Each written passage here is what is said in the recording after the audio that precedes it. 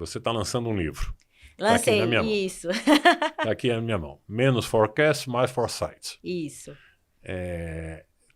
Foi para o ar agora. Esse livro é muito recente. Foi, tem 3 semanas que 3 lançou semanas. isso. Muito bem. E eu assisti você falando. Tem uma lógica impressionante de não... de certa forma, combater nosso hábito de fazer forecasts, porque você está simplesmente replicando o passado e usando ele como instrumento para pensar no futuro. Isso. Muito bem. Aí você desenvolveu aqui no livro bastante sobre o foresight. E o foresight é uma coisa que é pouco conhecida ainda ou é pouco discutida, utilizada. Explica para a gente um pouco melhor. Então, essa ideia de você olhar para o futuro de maneira diferente do passado, né? Porque o foresight ele é basicamente uma forma estruturada de olhar para futuros alternativos. Muito baseada em metodologias de futurismo. E isso nunca foi muito bem visto pelo corporativo, principalmente, porque o corporativo sempre foi averso a risco. A gente foi criado nas escolas de negócio para ter aversão a risco. Eu quero escala. É muito baseado no mindset industrial, né? Então, na Revolução Industrial, foi criada essa ideia de que eu desenho um modelo e eu replico, né? Tempos modernos ali. Eu replico esse modelo à exaustão.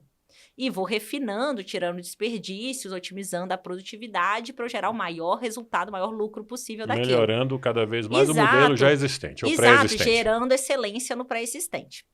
E claro que isso faz sentido, e claro que isso gera resultado dentro de um paradigma de controle. Se eu tenho controle das informações, se eu tenho baixa complexidade de mercado, baixa complexidade em relação às incertezas, funciona muito bem. Eu sei que eu tenho uma demanda cativa aqui, eu vou atender aquela demanda e eu vou gerar eficiência operacional para eu ter a maior produtividade possível atendendo aquela demanda.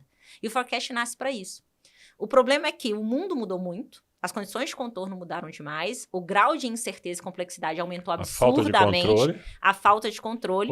Não falta de controle, falta de coisas controláveis. Exato. E a nossa tendência como gestores foi o oposto. A gente se tornou mais apegado ainda ao forecast. Como a gente não controla o de fora, a gente foi para uma muleta psicológica de eu preciso controlar alguma coisa, eu vou tentar controlar aqui dentro. E o problema que isso gera é que, num mundo tão volátil e incerto como que a gente vive hoje, isso sempre vai gerar um problema. Se eu ficar acima do forecast, me gera uma zona de conforto, que com certeza tem várias oportunidades que eu não estou explorando.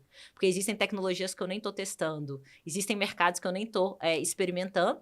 E quando eu fico abaixo, ao invés de eu encarar aquilo como um mandatório para eu experimentar outras coisas, eu dedico mais tempo entendendo qual premissa que eu errei para eu refinar a premissa para eu fazer um forecast melhor, do que, de fato, explorando soluções alternativas.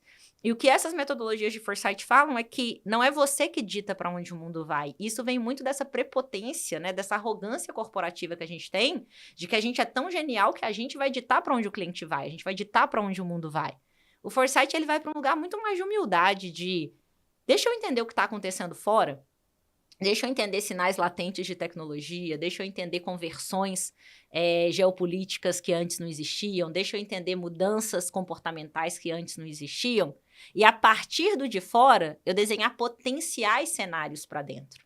Não é que eu busco uma resposta determinística, como é o do forecast, eu vou crescer 25%. Eu quero responder quais são áreas não exploradas que podem me trazer crescimento. Talvez eu cresça 10, talvez eu cresça 15, vai ser posteriori, né? E eu vou ajustando o meu time de maneira ágil para responder aquilo. E não pré-determinando um budget daquele time. Tá, tudo bem, muito simples. Não, zero simples, é complexo pra caramba. Então. E eu acho que é quase impossível uma empresa viver só de foresight hoje. Ela precisa equilibrar essas duas coisas. Por isso que o livro não é pare o foresight, só faça forecast. Isso eu entendi perfeitamente. E você coloca uma série de exemplos práticos de como desenvolver o foresight, ou como se adaptar a novas realidades e como direcionar o forecast, diminuindo a dependência de um e migrando para o outro. Achando quais são as áreas que eu tenho controle, que eu posso usar o forecast que vai ficar tudo bem, e quais são aquelas que eu não tenho. Mas é muito interessante que a hora nenhuma você fala, isso aqui é velho, esquece. Não, é só adequar. É porque não tem muito isso, né? A vida, em geral, ela tá no ela não tá no ou. É encontrar em quais situações essa metodologia é mais adequada, quais situações essa outra metodologia é mais adequada. E fazer esse balanço, né? Eu falo muito de portfólio, você viu lá? Fazer esse portfólio mais equilibrado. O problema é que a gente tenta pegar a mesma fórmula e aplicar para tudo. Você continua dando aula? Continuo menos. Mesmo agora na gestão bem menos, porque não tá dando tempo. Então, e como eu preciso focar muito e a gente tem desafios significativos, então eu tô diminuindo cada vez mais. Mas você adora dar aula. Eu amo. Mas nem sempre a vida é fazer só o que ama, Claro, não tem como. Claro. Mas, e eu acho que hoje eu agrego mais valor fazendo o que eu tô fazendo do que dando aula. Aliás, para fazer o que a gente ama, a gente tem que fazer muita coisa que não ama. Exato. Esse é o segredo de chegar lá. A liberdade é poder fazer o que ama, né? Esse é o segredo. Então, eu tô dando bem menos. Algumas eu continuo. E hoje eu tô muito focada também em fazer imersões de foresight para empresas, em geral. Então, pegar os executivos que iam fazer o planejamento estratégico. E para mim, essa é a força da educação. Porque, diferentemente de um trabalho de consultoria, a força da educação é ajudar a criar capacidade nessas pessoas. Então, como a gente pode fazer uma imersão para ajudar estes executivos a entenderem como olhar para o mercado externo e identificar tendências? E identificar potenciais. E não como eu vou fazer um relatório e te entregar. Ou seja, é uma maneira de colocá-los para trabalhar. E que ela é mais perene. Então, mas eles são coautores ou autores do trabalho. Eles são autores e eles são sustentáveis depois. Porque eles não dependem de mim. Esse que é o negócio de mim, Singularity, né? Eles continuam depois esse trabalho. E que tem tudo a ver porque tanto o Peter quanto o Ray, eles são estrategistas de foresight, né?